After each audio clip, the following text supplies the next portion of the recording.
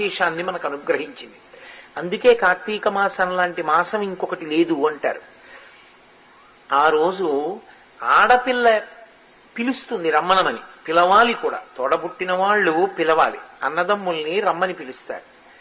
ఎప్పుడైనా ఖాళీ లేదంటారేమో కానీ కార్తీక మాస శుక్లపక్ష విధియ నాడు అన్నగారిని కానీ తమ్ముణ్ణి కానీ చెల్లెలు రమ్మని పిలిస్తే అక్క తప్పకుండా వెళ్ళాలి.